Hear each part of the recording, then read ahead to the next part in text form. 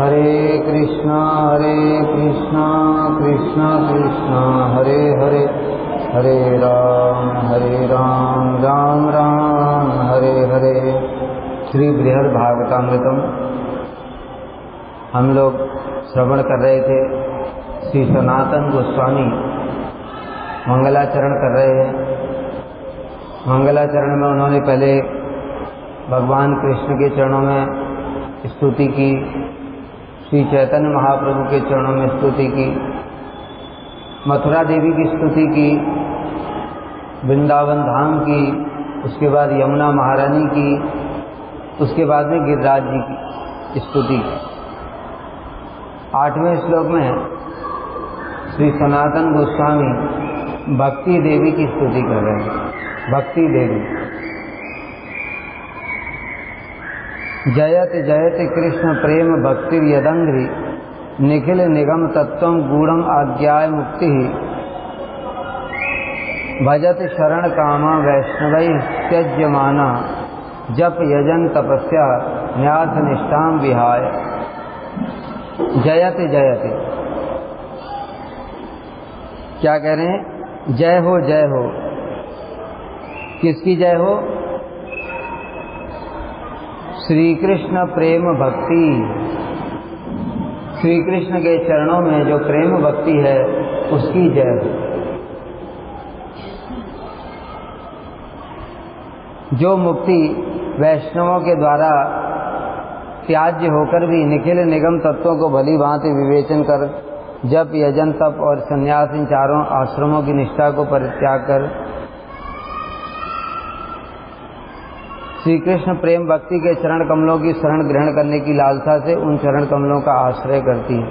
क्या कहना चाहते हैं मैं थोड़ा सिंपल भाषा में समझा देता हूँ। जगत के लोग मुक्ति चाहते हैं। मुक्ति के लिए ज्ञान का योग का अवलंबन करते हैं।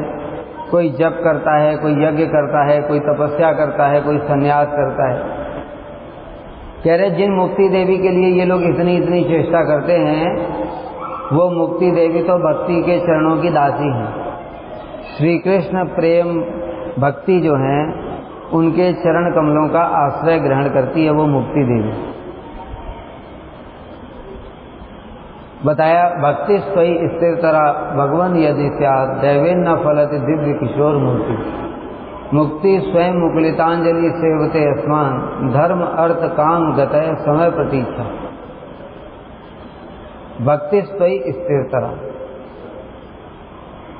जब भगवान के चरण कमलों में भक्ति उत्पन्न हो जाती है दैवे न फलति दिव्य किशोर मूर्ति। दिव्य किशोर मूर्ति के दर्शन हो जाते हैं।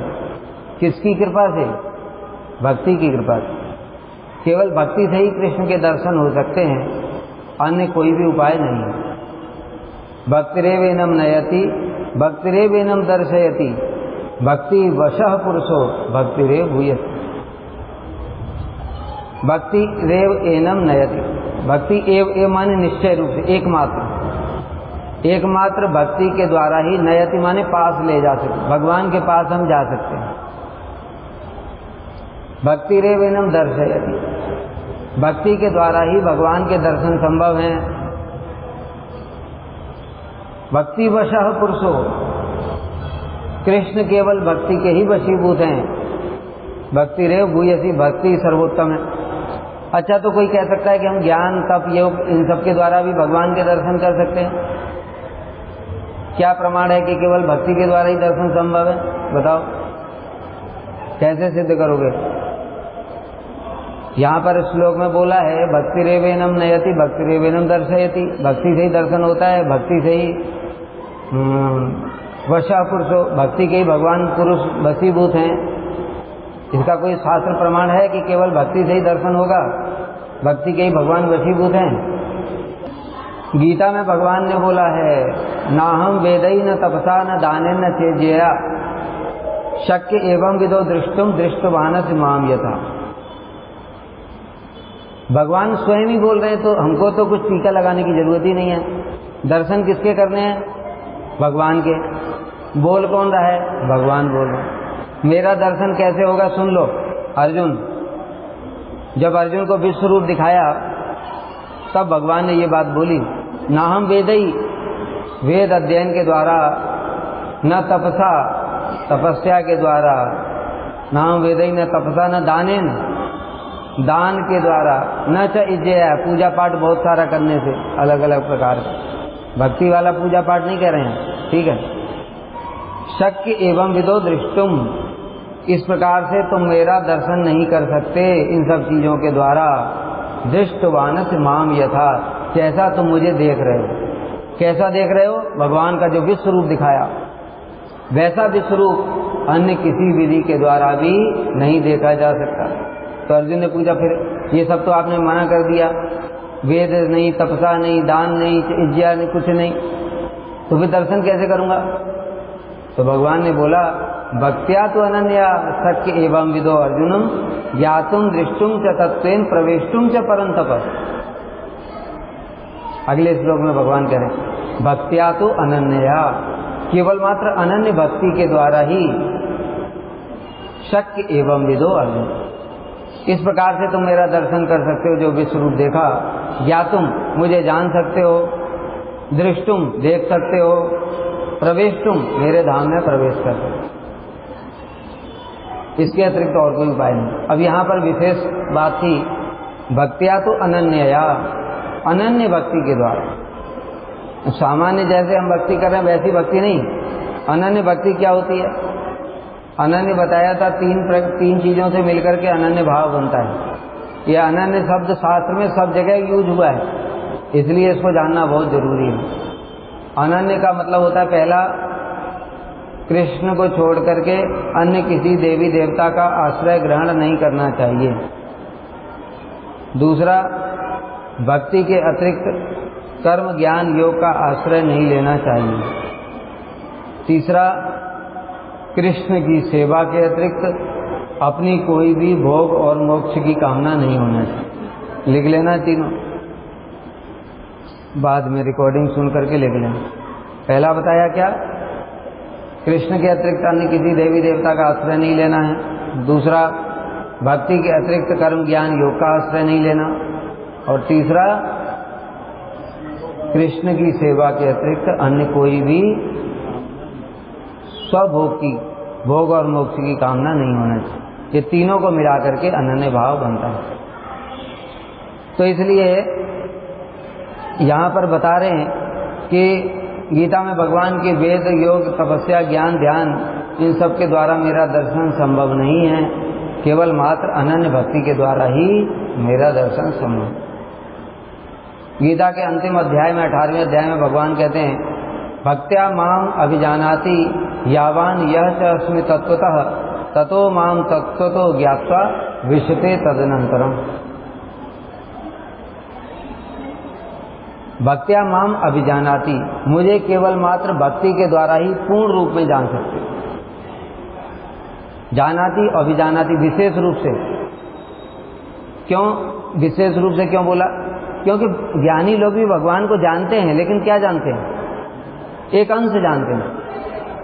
भगवान के चरणों से निकली हुई कांति है, वही ब्रह्म है, उसको बस उतना ही जानते हैं। जानते तो वो भी हैं। वदन्ति तत्तत्व विदस्तत्वम यदि ज्ञानम अद्वयम् ब्रह्मेति परमात्मेति भगवानेति शब्दते। दूसरा, योगी लोग भी जानते हैं। क्या जानते हैं वो? परम पुरुष चतुर्भुज स्वरूप में शंख चक्र गदा पद्म लिए हमारे हृदय में विराजमान है, ये जानते हैं, लेकिन पूर्ण रूप से नहीं जानते। इसलिए भगवान ने बड़ा एक एक शब्द बड़ा चुन चुन करके बोला है।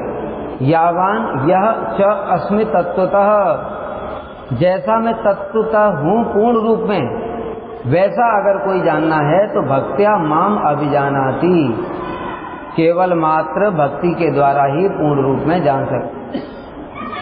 ज्ञान और योग के द्वारा आंशिक रूप में ही जान सकते हैं। ब्रह्म क्या है? भगवान की अंग कांति। परमात्मा है, भगवान का अंश है। बताया था ना, ब्रह्म में एक ही गुण है, चित्त। परमात्मा में दो, सत और चित्त, और भगवान में तीन, सत, चित्त और आनंद। तो पूर्ण रूप से भगवान को केवल मात्र भक्ति के द्वारा ही जान सकते हैं। यावान ये ततो माम तत्व तो ज्ञात्वा, और इस प्रकार जो मुझे तत्वपूर्वक जान लेता है, विशते तदनंतरम, मेरे धाम में प्रवेश कर जाता है। यहाँ भी बोल दिया भगवान ने कि केवल भक्ति से ही मेरे धाम में प्रवेश संभव है। और सुनो, यहाँ पर और भी बोला, जप यजन तप और संन्यास इन सबसे भी नहीं होगा। उद्धव को भगवान कह रहे हैं, क्या कह रहे हैं, न साधयति माम योगो न सांख्यम धर्म उद्धव न स्वाध्याय तपः त्यागो यथा भक्तिर ममोर्जिता। हे उद्धव, न साधयति, साधयति माने वशीभूत करना। भगवान की देखो पूजा करोगे तो फल तो सबको दे देते हो, ये यथाम माम प्रपद्यन्ते तान्, कर्मियों को भी फल दे देते हैं, स्वर्ग दे दिया, ये दे दिया, ज्ञानियों को भी मोक्ष दे देते हैं। लेकिन साधयति माने वशीभूत करना, भगवान को वशीभूत। जैसे हम लोग प्रतिदिन कथा सुनते हैं ब्रजवासियों की, उन्होंने पूर्ण रूप से कृष्ण को वशीभूत कर लिया। वशीभूत करने का लक्षण क्या है, क्या प्रमाण है कि उन्होंने वशीभूत कर लिया? अरे इससे बड़ा प्रमाण क्या होगा कि कृष्ण ने अपनी भगवत्ता ही भूल गए, यही भूल जाते हैं कि मैं भगवान हूं। तभी तो सखा उनके कंधे पर चढ़ जाते हैं, मैया उनको बांध देती हैं, नंद बाबा उनसे अपना जूता उठवाते सिर के ऊपर में, गोपियां कहती जाओ वो थोड़ा वो लेकर के आ जाओ, भारी सा जो होता है सिलबट्टा वो सब, और कृष्ण उसको उठा ही नहीं पाते।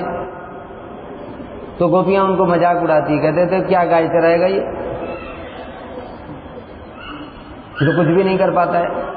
ऐसे करके पूर्ण रूप से गोपियों के वशीभूत हैं ब्रजवासियों के प्रेम के। इसका प्रमाण क्या है कि वो कृष्ण स्वयं अपनी भगवत्ता को ही भूल जाते हैं, उनके प्रेम के अधीन होकर। इसलिए साधयति, साधयति माने वशीकृति, वशीकृत। कौन वशीकृत कर सकता है? न साधयति माम योगो, योग यानी कि योग क्या होता है? अष्टांग योग होता है, उसमें 8 स्टेज, अष्टांग मतलब 8 अंग होते हैं उसके, इसलिए अष्टांग बोलते हैं। यम, नियम, आसन, प्राणायाम, प्रत्याहार, धारणा, ध्यान, समाधि, ये योग होते हैं। क्रमशः एक के बाद ऊपर का लेवल होता है और अंत में समाधि की स्थिति में पहुंच जाते हैं तो हृदय में परमात्मा के दर्शन होते हैं। इस योग के द्वारा भी भगवान को वशीभूत नहीं करते। न सांख्यम धर्म, योग 2 प्रकार का, अष्टांग योग और सांख्य योग। अष्टांग योग किसने दिया? अष्टांग योग पतंजलि और सांख्य योग कपिल मुनि। तो 2 योग होते हैं, तो भगवान ने ये दोनों को बोल दिया ना, न साधयति माम योगो न सांख्यम धर्म। दोनों प्रकार के योग के द्वारा मैं वशीभूत नहीं हो सकता। न स्वाध्याय, कोई ये ले आया 4 वेद, 18 पुराण, महाभारत सब पढ़ डाला खुद ही, तो भगवान कहते इसके द्वारा भी मैं वशीभूत नहीं हो सकता। इसका भी प्रमाण है। देखो क्या प्रमाण है बताओ? देवानंद पंडित, देवानंद पंडित ब्राह्मण थे, बड़े सदाचारी ब्राह्मण थे, इंद्रिय भी उनकी कंट्रोल में थी, संयमी ब्राह्मण थे। उन्होंने भागवत पढ़ी थी पूरी, सारे वेदों का सार तो भागवत ही है, भागवत भी पढ़ी थी। किंतु जब कथा कर रहे थे उसी समय श्रीवास पंडित जी वहां पर आ गए, और श्रीवास पंडित जी ने जब भागवत कथा सुनी तो उनके शरीर में रोमांच, कंपश्रु, पुलक, मूर्छित होकर के गिर पड़े। तो उस समय देवानंद पंडित के शिष्य लोग, उन्होंने कहा ये पता नहीं कहाँ से आ गया, हमारा इतना अच्छा कथा चल रही थी, गुरु जी कथा कर रहे थे, इसने भंग कर दिया, और उनको उठा करके बाहर फेंक रखा है, द्वार के बाहर रखा है। देवानंद पंडित ने कुछ भी नहीं बोला, इसलिए महाप्रभु ने उसको अपराध मान लिया। महाभागवत के चरणों में अपराध हो गया। अब महाप्रभु असंतुष्ट हो गए, तो स्वाध्याय के द्वारा भगवान वशीभूत नहीं होते। फिर क्या हुआ? महाप्रभु एक बार जब जा रहे थे, देवानंद पंडित भागवत पढ़ रहे थे, महाप्रभु बड़ी तेज से दौड़े, भागे उनकी तरफ, और कहते हैं आज मैं इसकी पोथी को फाड़ करके फेंक दूंगा। तो भक्तों ने रोका, अरे प्रभु क्या कर रहे हैं आप? तो भक्तों ने जैसे तैसे करके रोका। फिर बाद में महाप्रभु ने स्वयं ही बोला, देवानंद पंडित का बाद में जब अपराध क्षमा किया तो महाप्रभु ने बोला, जाओ भागवत पढ़ो वैष्णव स्थान में, कि वैष्णवों के पास में जाकर के भागवत पढ़नी चाहिए। इसलिए स्वाध्याय का यहाँ पर कोई, हमारे यहाँ पर भक्ति में कोई लाभ नहीं। स्वाध्याय का कोई लाभ नहीं। नायम आत्मा प्रवचन लभ्यो न मेध्या न बहुना सुनते हैं। प्रवचन के द्वारा, पंडित्य के द्वारा, श्रुति शास्त्र अध्ययन के द्वारा भी भगवान को नहीं जाना जा सकता। इसलिए यहाँ पर उद्धव जी को बता रहे हैं, न स्वाध्याय न तपः, कितना भी तपस्या कर लो, हिरण्यकश्यपु जैसे एक पैर के ऊपर खड़े हो जाओ, तभी भगवान को वशीभूत नहीं किया जा सकता। तो कोई पूछ सकता है, जो देवकी और वसुदेव थे ये पूर्व जन्म में कौन थे? प्रश्नी सुतपा थे। इन्होंने बड़ी कठोर तपस्या करी थी, बड़ी कठोर तपस्या की थी। तो ब्रह्मा जी ने वरदान दिया कि भगवान तुम्हारे पुत्र के रूप में जन्म लेंगे। तो यहां पर तो भगवान कह रहे हैं, मना कर रहे हैं कि तपस्या के द्वारा में नहीं हो सकता वशीभूत। कारण क्या है? कारण यह श्रील विश्वनाथ चक्रवर्ती ठाकुर बताते हैं, भगवान किसी के भी पुत्र नहीं बन सकते, उनके माता पिता नित्य हैं। जो देवकी और वसुदेव हैं वही एक अंश से प्रश्नी और सुतपा के रूप में आविर्भूत हुए यहाँ पर, वही आविर्भूत हुए यहाँ। और फिर उन्होंने तपस्या की। और ब्रह्मा जी कैसे वरदान दे देंगे कृष्ण को पुत्र रूप में? ब्रह्मा जी के हाथ में है क्या? अरे ब्रह्मा जी तो मुक्ति भी नहीं दे सकते, कृष्ण को कैसे दे देंगे? कृष्ण उनकी प्रॉपर्टी नहीं है। कृष्ण किसकी प्रॉपर्टी है? जो कृष्ण के भक्त हैं।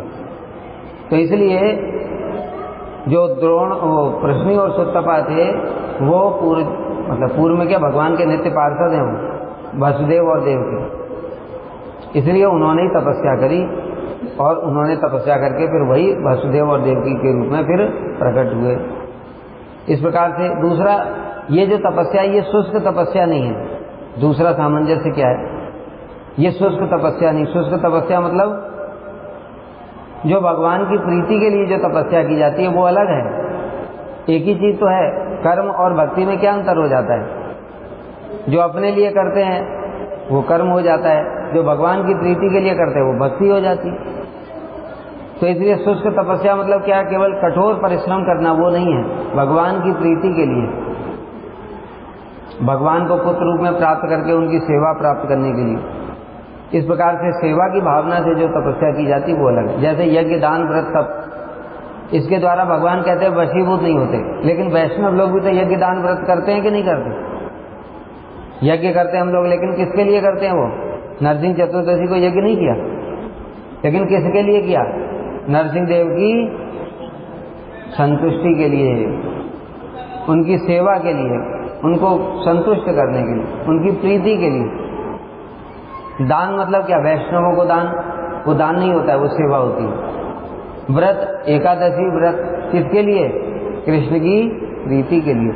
तो इसलिए यहाँ पर जो भगवान जब कभी देखा जाता है कि यज्ञ, दान, व्रत, तप इत्यादि के द्वारा वशीभूत हो रहे हैं, तो वो क्या है? वो शुष्क तपस्या नहीं, हिरण्यकश्यपु की तरह जबरदस्ती, मतलब अपने तपस्या के बल से मैं कृष्ण को प्राप्त कर लूंगा, ऐसा नहीं है।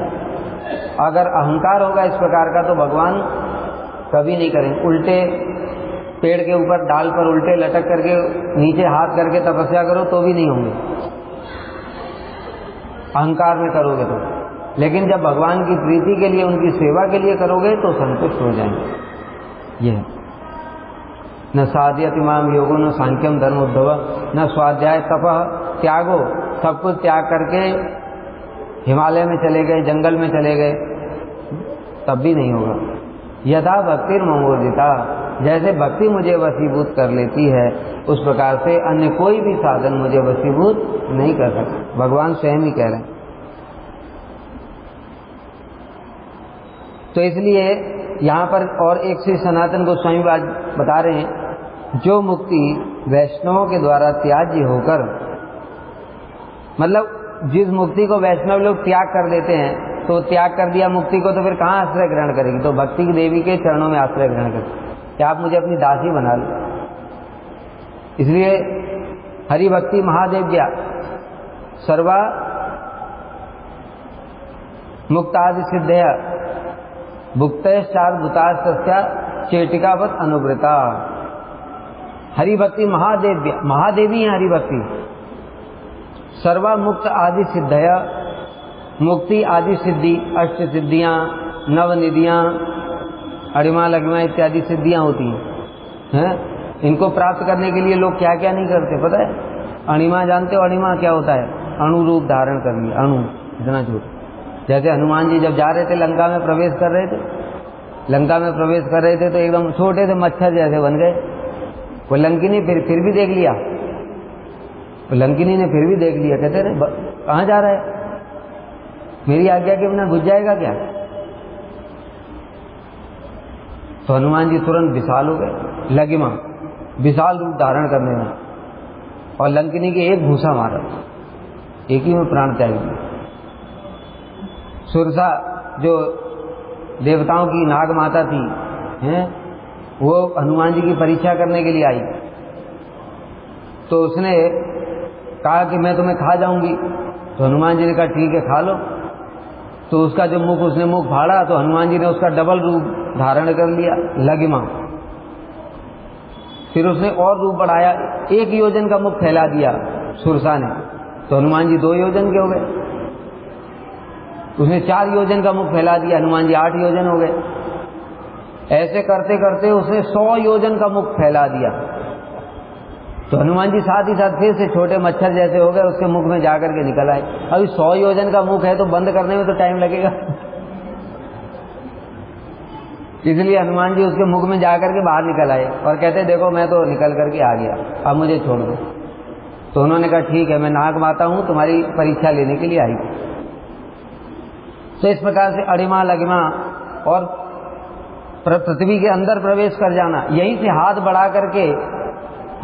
बढ़ा करके अमेरिका में रखी चीज भी उठा सकता है।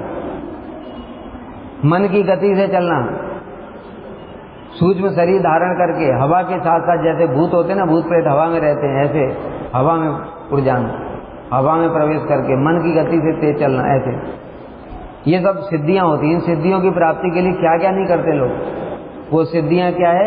हरि भक्ति महादेव्या सर्वा मुक्त आदि सिद्धया, सभी सिद्धियां उनके चेटिकावत अनुव्रता। चेटिका माने दासी, दासी के समान पीछे पीछे चलती हैं।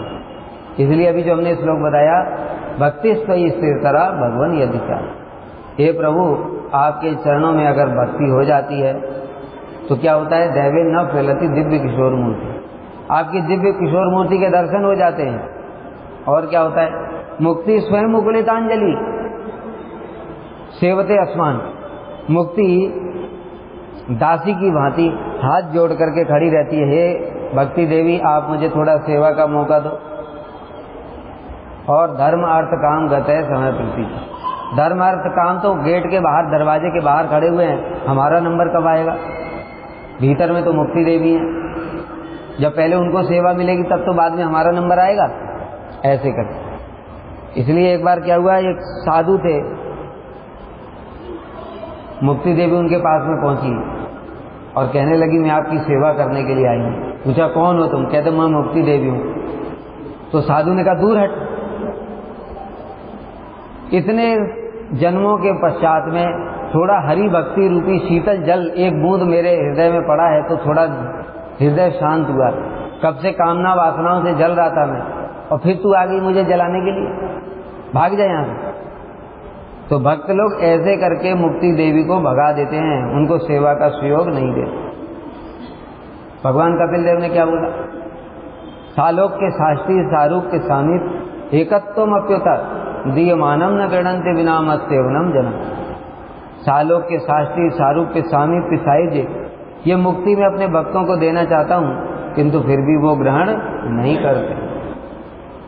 तो समझ लो भक्ति देवी की कितनी महिमा है। वो भक्ति चाहते हैं, केवल मेरी सेवा चाहते हैं। इसलिए यहाँ पर बताया ये मुक्ति के लिए लोग क्या क्या नहीं कर रहे हैं। ज्ञानी लोग, योगी लोग इस मुक्ति की प्राप्ति के लिए इतना सब साधन करते हैं, घर बार सब छोड़ देते हैं, सारा भोग छोड़ देते हैं, लेकिन फिर भी मुक्ति नहीं मिलती। और वो मुक्ति देवी तो भक्ति देवी के चरणों का आश्रय लेकर के बैठे।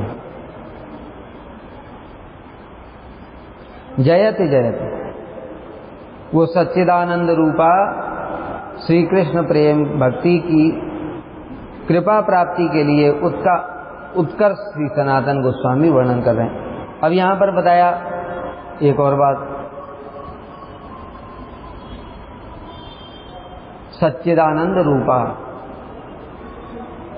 सच्चिदानंद रूप तो भगवान है, तो भक्ति देवी को सच्चिदानंद रूपा क्यों बताया? हाँ, क्योंकि भगवान सच्चिदानंद है, उनकी स्वरूप शक्ति वो भी पूर्ण है, उनके हृदय में विराजमान है, वो भी सच्चिदानंद स्वरूप है। भगवान सच्चिदानंद है तो उनकी पूर्ण शक्ति जो है, स्वरूप शक्ति, वो भी तो सच्चिदानंद स्वरूप है। और वही जो भक्ति देवी हैं उनकी तो स्तुति कर रही है।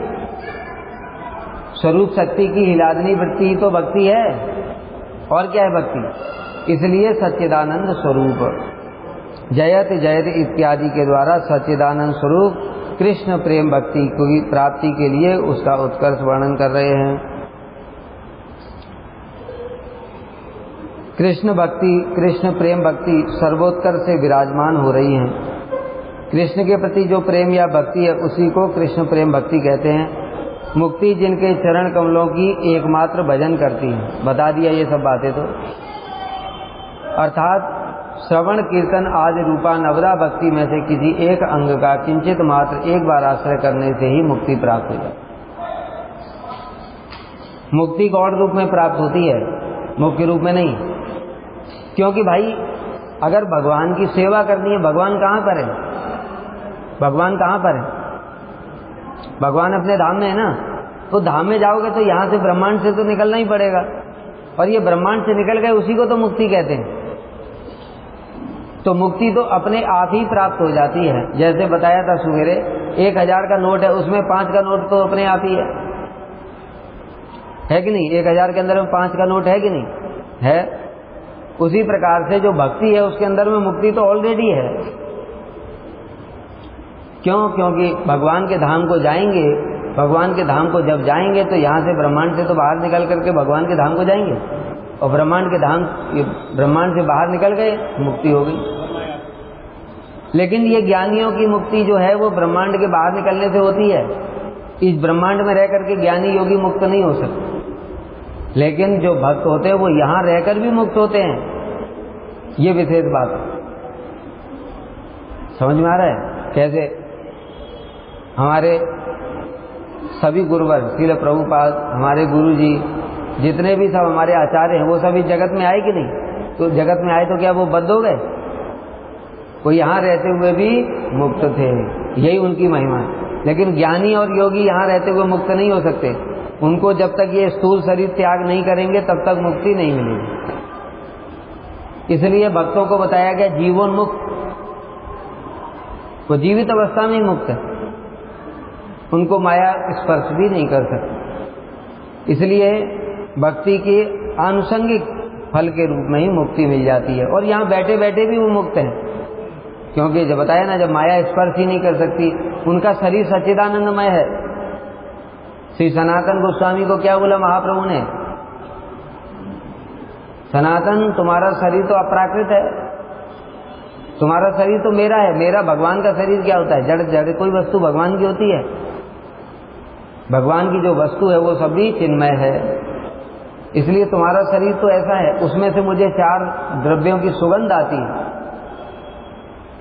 तो कहने का मतलब क्या हुआ कि जो भगवान के जो भक्त हैं उनका भी शरीर भी सच्चिदानंदमय ही होता है, भगवान की तरह ही चिन्मय है। और श्रवण कीर्तन आदि रूपा नवदा भक्ति में से किसी एक, हम लोगों ने नवदा भक्ति सुना था। क्या श्लोक था नवदा भक्ति? श्रवणम कीर्तनम विष्णु स्मरणम पाद सेवनम अर्चनम वंदनम दास्यम सत्यम आत्मनिवेदन, ये नवदा भक्ति। ये नवदा भक्ति में से किसी एक अंग का पालन करने से भी भक्ति की सिद्धि हो जाती है। भक्ति की सिद्धि हो गई तो मुक्ति तो पीछे पीछे चलती है। इसलिए एक श्लोक है, श्री विष्णु श्रवणे परिचित भवद बयासिकी कीर्तने प्रहलाद स्मरणे तदंग्र भजने लक्ष्मी प्रतु पूजने। इसमें क्या बता रहे हैं? श्री विष्णु श्रवणे परिचित, परिचित महाराज ने एक ही अंग पालन किया, श्रवण, उसी से सिद्धि हो गई। भगवत व्यासिकी, सुखदेव गोस्वामी ने एक ही अंग पालन किया, कीर्तन, उसी से सिद्धि हो गई। प्रहलाद को स्मरण से, लक्ष्मी देवी को चरण सेवा करने से, और प्रतु पूजने, प्रतु महाराज ने अर्चन इत्यादि के द्वारा किया था, और कपिपति दास से, अथ सख्य अर्जुन, सख्य के द्वारा अर्जुन को सर्वस्व आत्मनिवेदने बलिर्भूत, बलि ने सर्वस्व आत्मनिवेदन के द्वारा किया। और क्या रह गया? हनुमान जी कपि तो हो गया दास्य, कपिपति दास्य था, कपिपति जो हनुमान जी उन्होंने दास्य के द्वारा, मतलब श्रवण कीर्तन स्मरण वंदन पाद सेवनम अर्चनम सख्यम सब कुछ हो गया। ठीक है, सख्य अर्जुन, अर्जुन को सख्य से। तो इसलिए एक भक्ति का जो अंग है उसके द्वारा ही मुक्ति प्राप्त हो जाती है। नौ भक्ति के अंगों की तो बात छोड़ी दो, भक्ति प्राप्त हो जाती है, मुक्ति तो साथ साथ हो जाती है। ये बात यहाँ पर श्री सनातन गोस्वामी कह रहे हैं। यदि कहो कि मुक्ति ने चारों आश्रमों की धर्मनिष्ठा अर्थात जप, यजन, तपस्या और संन्यास को छोड़कर प्रेम भक्ति के चरण कमलों का भजन क्यों किया, किस प्रकार से किया? मुक्ति ने जप, यजन, तपस्या और संन्यास इनको छोड़कर के भक्ति के चरण कमलों का भजन कैसे किया? इसके उत्तर में कहते हैं, निखिल निगम के गूढ़ तत्वों का भली भांति विचार करके अर्थात सर्व वेद सार उपनिषद आदि का तत्व विचार करके उक्त चारों आश्रमों की धर्मनिष्ठा ठीक से अनुष्ठित होने पर भी उससे मुक्ति प्राप्त नहीं हो सकती। बड़ी विशेष बात बता रहे हैं कि देखो, जो जप है, यजन है, तपस्या, ये कर्म वाला बता रहे हैं। कर्म के मार्ग में जो जप है, यज्ञ है, तपस्या है, संन्यास है, इन सब के द्वारा भी मुक्ति प्राप्त नहीं होगी। इनके द्वारा क्या सब प्राप्त हो सकता है? ब्रह्मा जी का पद तक प्राप्त हो सकता है। स्वधर्मनिष्ठा सतजन्मी भी पुमान विरंचता में, 100 जन तक वर्णाश्रम धर्म पालन कर देगा तो ब्रह्मा बन जाएगा, 100 अश्वमेध यज्ञ कर लेगा तो इंद्र बन जाएगा। मतलब घूमेगा ब्रह्मांड में ही, ये ब्रह्मांड से बाहर नहीं निकल सकता। इसलिए मुक्ति देवी ने देखा, सारे शास्त्र पढ़े, सारे शास्त्र पढ़ करके देखा तो इनका आश्रय करने से कोई लाभ नहीं है, क्योंकि ये तो बेकार हैं। इसलिए उन्होंने भक्ति देवी का आश्रय ग्रहण किया। ऐसा जान करके बड़ा सुंदर अभी आगे आएगा, जब गोप कुमार जाते हैं वहाँ पर सत्यलोक में जाते हैं, वहाँ पर बड़ा सुंदर वर्णन है। वहाँ पर सारे शास्त्र हैं। वहाँ पर सारे शास्त्र मतलब ऐसे किताब नहीं है, ये जो ग्रंथ हैं ये सब मूर्तिमान स्वरूप है इनका। श्रीमद् भागवत का एक मूर्तिमान स्वरूप है। 4 वेद है ना, ऋग्वेद, सामवेद, यजुर्वेद, अथर्ववेद, ये चारों बालक के रूप में रहते हैं वहाँ पर सत्यलोक में। श्रुतियाँ सारी वहाँ मूर्तिमान स्वरूप में विराजमान रहती हैं। तो इनमें आपस में बहस हो गई थी, श्रुति शास्त्रों में आपस में बहस हो गई। कुछ श्रुतियाँ जो कह रही थी कि मुक्ति श्रेष्ठ है, कुछ श्रुतियाँ कह रही थी भक्ति श्रेष्ठ है, कुछ श्रीमद् भागवत की महिमा बता रहे थे। इस प्रकार से आपस में खूब बहस हुई। वो सब आगे आएगा, हम लोग सुनेंगे। तो इसलिए क्योंकि जो मुक्ति देवी है उसने क्या किया, सारे शास्त्र का विचार किया और विचार करके जितने भी और चीजें थी उन सबको छोड़ दिया। अब यहाँ पर देखो, अभी जो मैंने बताया वो बात कह रहे हैं, यद्यपि वैष्णवगण स्वभावतः मुक्त हैं, तथापि वे मुक्ति को अति तुच्छ जानकर उसका आदर नहीं करते। स्वभावतः वो तो मुक्त पहले से ही है, इसलिए जो पहले से ही मुक्त हैं तो मुक्ति देवी का क्या करेंगे? ठीक है, इसलिए वो उसका आदर नहीं करते। यहाँ पर वैष्णव कहने से कदाचित विष्णु मंत्र दीक्षा प्राप्त व्यक्ति को ही समझना चाहिए। वैष्णव का मतलब क्या है? गृहीत विष्णु दीक्षा को विष्णु पूजा परो नरो, वैष्णवो अभेतो अभिज्ञ इतरो अस्मात् अवैष्णव। इसमें बताया कि जो विष्णु मंत्र में दीक्षित हैं अच्छा, तो हम लोग भी तो विष्णु मंत्र में दीक्षित हैं, तो हम मुक्त हो गए? तो यहां तो सनातन गोस्वामी कह रहे हैं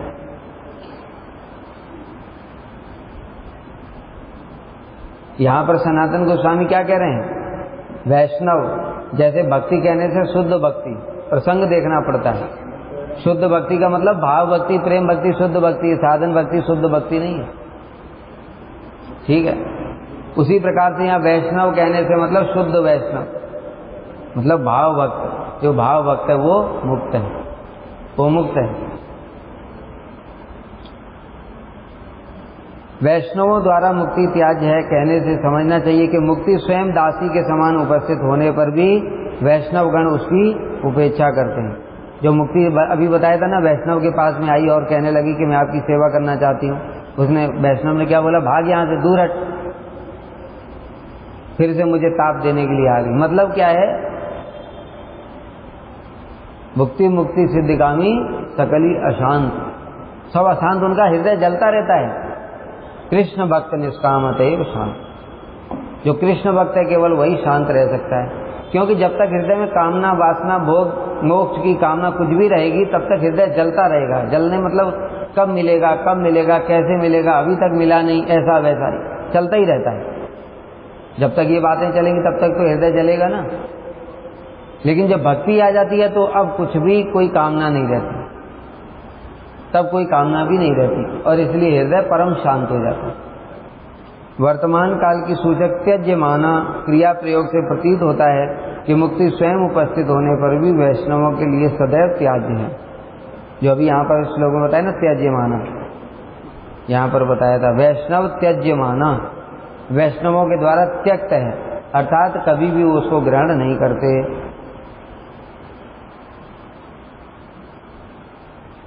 अब यहाँ पर प्रश्न उठा रहे हैं श्री सनातन गोस्वामी, अच्छा अगर वैष्णव लोग उसको त्याग कर देते हैं तो फिर मुक्ति देवी भक्ति का चरणाश्रय क्यों ग्रहण कर रही है? वैष्णवों ने तो त्याग कर दिया, तो फिर मुक्ति देवी भक्ति देवी के चरणों में पहुंच गई, कहती आप मुझे आश्रय दे दो। किस लिए? क्योंकि शरणागत होने की कामना से अनन्य गति स्वरूप आश्रय करने के लिए। मतलब क्या? अगर मुक्ति देवी भक्ति का आश्रय नहीं ग्रहण करेगी तो वो बिना आश्रय के उसका ही कुछ अस्तित्व नहीं रहेगा।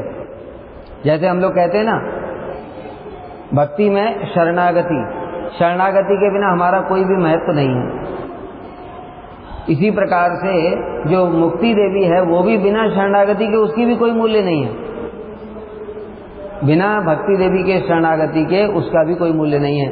शास्त्र में ये बात बताई है, बिना भक्ति की कृपा के मुक्ति भी नहीं मिलती है। जो केवल ज्ञानी है उनको क्या मिलता है? क्या बोला? श्रेया श्रुतिम भक्ति मुदस्यते विवो क्लिश्यन्ति ये केवल बोध लब्धये तेषाम असौ क्लेशलेव शिष्यते नान्यत यथा स्थूल तुषाव घातिना। परम कल्याण का मार्ग जो भक्ति है उसको छोड़ करके क्लिश्यन्ति ये केवल बोध लब्ध, केवल माने केवल मात्र बोध, ज्ञान, केवल ज्ञान के द्वारा जो सोचते मुक्ति मिल जाएगी, उनको क्या मिलता है? क्लेशल एव शिष्यते, कष्ट ही कष्ट मिलता है। उदाहरण कैसे दिया? स्थूल तुषाव घातिनाम, जैसे चावल, धान है, धान को कूट करके उसमें से चावल निकाल लिया।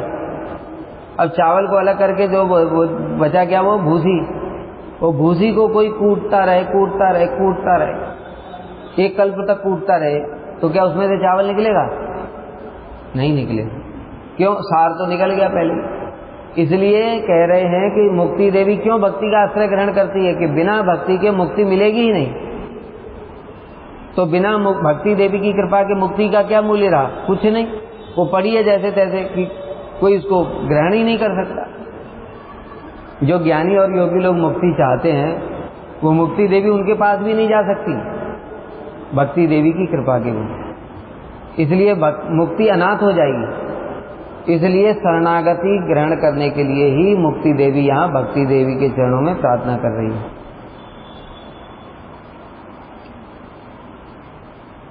हाँ, अब देखो यहाँ पर बोल रहे हैं वही बात जो मैंने अभी बताया।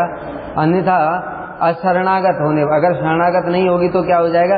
मुक्ति पद ही नष्ट हो जाएगा। क्यों? मुक्ति पद किसी को मिलेगा ही नहीं। समझ में आ रहा है? बिना भक्ति की कृपा के मुक्ति पद किसी को मिलेगा ही नहीं, तो फिर वो मुक्ति पद का क्या मूल्य रहा? वो तो नष्ट हो गया। इसलिए वो मुक्ति देवी भक्ति देवी का आश्रय ग्रहण करती है।